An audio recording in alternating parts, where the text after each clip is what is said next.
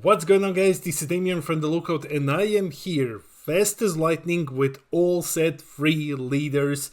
All of them have been revealed and guys will be going over all 6 of them in this video. But if you wish to play any of these leaders, and trust me, they're really good. If you wish to play any of them at a competitive event, there's gonna be a massive event in UK, 512 player cap, set free legal unless delays happen, and guys will be streaming this one on Twitch. And if you're interested in going, you can buy tickets through our affiliate link is in the description below. It really helps out the team, or just by scanning the QR code. And another important thing is that you can win codes. We give away codes at every single Fusion World video.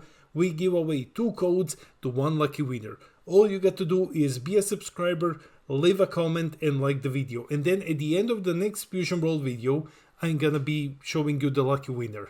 And finally, a huge shout out to the Coffee Club, our lovely patrons. These are our $2 and up patrons that buy us coffee. They keep this crazy content grind going. And guys, thanks out for your support. If you wish to join the Coffee Club, link to our Patreon is in the description below. And I think now that's about everything, right? Roll the video! As with all of our videos, let's start with the breakdown. So all set 3 leaders have been revealed. We have 6 leaders this time, 5 in the set and 1 starter one. And we have a new color that's black, and black is getting 2 leaders. We'll go over them and then we'll just wrap it up with a summary. Let's go! Let's start with blue this time as per tradition. Let's just start with the Goku leader. Yeah, there's a new Goku leader. Ripku, RIP, the dead Goku, appears in Fusion World for the first time, this time in blue. Our first blue Goku leader. Standard front side, draw 1. This is gonna be the standard front side for all leaders. Just draw 1 on attack. So we'll just be skipping a lot of them because, you know, they all do the same. And you have the standard awakening. No special awakenings this time. Just 4 lives or less. You draw a card and then you flip him over. On the awakened side, this guy is pretty neat. Like, I dig the artwork and the draw power is really good. So when he attacks, you draw 2 and then you place 1 from hand to the top of your deck. So it's immediate to draw 2. It's a hard +1 in hand because you're losing 1 in hand, but you get to fix your hand a bit. For example, if you need combo power and you're stuck with an extra card that you don't need, you can attack, draw 2 and then place it to the top of your deck. That's always cool. And then activate battle is solid. I'm not super sold on it, but it is solid. During the opponent's turn, once per turn, switch 1 card in your battle area to rest mode. If you have 7 or less in hand, this card gets plus 10k for the battle. So it's a free 10k combo when you become 30. Here's the big thing. You might think like, well, you know, you switch a cantrip, right? You switch something, a 1 cost that you don't need to rest mode. And then your opponent needs to play around at the 1 drop, like kill it first. So there is some cool potential here, right? You can force your opponent, semi-force them. Maybe they can just flat out ignore the 1 drop if they want to and just swing at you regardless of the activate battle, but you get to force them to play a bit differently. However, listen to me, don't just skip these parts. It says 1 card in your battle area. If this archetype or if just blue gets a field card, you can switch that one. Let's say you don't need to switch it during your turn. Let's say you don't want to switch it, but during the opponent's turn you can switch your field card and get this bonus. So that's neat. We'll see implications for the future. Then for green we have Piccolo. Yeah, Piccolo makes an appearance. That's cool. Pretty standard front side. I'm just putting this slide here so that you can see what the front side looks like.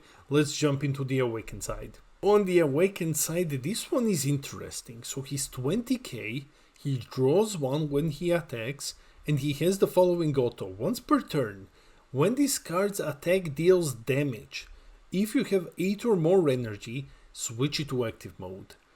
So this is a leader which restands if it deals damage. So when you attack and your opponent doesn't want you to get this ability, they need to outcombo you. They need to technically stop your first attack, because if you deal damage, you get to restand. I think that this is very neat, because worst case, you just get a normal attack. Best case, you deal damage and then you draw 2 cards, because when attacking isn't once per turn.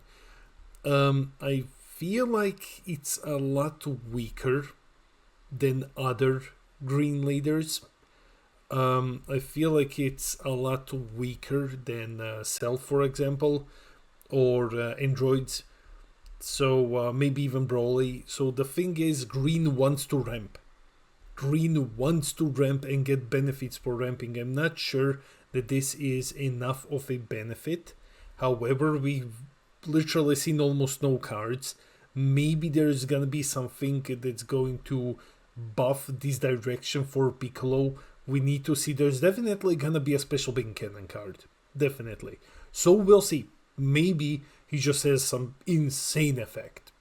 So I'm not really sold on him yet, but there is potential. Then for yellow we have Majin Buu, who some people after yesterday's barrier reveals were like, well, it's more Majin bullshit than Majin Buu, but hey, let's check out the leader. Here is the front side. Let's see what the awakened side does. On the awakened side, the leader is Fat Buu. That's cool. So Fat Majin Buu, and he is pretty cool. He is definitely pretty cool. When he attacks, he draws 1 that's standard, is 20k, and then he has the following effect. At the end of your turn, play up to 1 battle card with cost 2 or less and Wicked Soul or Evil Wizard in its special traits from your hand. So it's more free play in Fusion World, but I feel like whatever this is gonna be, it's probably gonna be more balanced than Topku, because it just costs 2 or less. At this point we don't know any of these cards, but I would imagine that because they cost 2 or less, these are your blockers, your cantrips, your combat tricks, you know, like draw 1 or rest a card or something. So they're not gonna be super oppressive, they're just kind of cantrips and blockers and combat tricks. Looks neat, but we have to see more. And now, finally, the canonically strongest fighter in the franchise. I'm sorry, Copium Mastered Ultra Instinct fans. Jiren shows up in Fusion World. Yes, the sentient thumb is here. The dickhead nippleman of Universe 11 has arrived. And on the front side, he's very standard. He draws 1 on attack. But this is the only one who actually awakens at 3 lives or less. And then draws a card. Okay, so why 3 or less? Well, here's why. On the awakened side, he is really weird. So first off, he's 25k in red, 25k constantly, red leader. That's interesting. And now it gets weird. You don't draw unless you take damage. So when you take damage, you draw 1, but you don't draw when you attack. That's weird, especially when there's a permanent. If you have a battle card with 30k or more power, you only take 1 damage each battle. So double strike doesn't work. That's what this basically means. Like if a double striker attacks him, he only takes 1. What's going on here? Like the payoff has to be insane. Like these 30ks have to be like barrier, gigantic something things that threaten to end the game, right? Otherwise, this is just kind of weird. I'm sorry, I'm super hyped. Jiren is my favorite villain because Jiren is just big, strong man. So we'll see. We'll see. I'm super hyped for this one, but we just have to see more. So by the time this video comes out a couple of hours later, we will see the first 30k power card, and then it will be easier to evaluate. Now we have 2 black leaders. Let's start with Son Goku GT. This is going to be the in-set leader. The other one is gonna be the starter deck leader. So this is gonna be SS4 Goku from GT, not on the front side but on the awakened side, and it's pretty standard. Nothing new here. Just draw one and then attack, and then awaken it 4 or less. Let's check out the awakened side. On the awakened side, he is SS4 Son Goku GT, or just Son Goku GT. Yeah. Anyway, this one is really, really scary. So, the awakened side is super unique.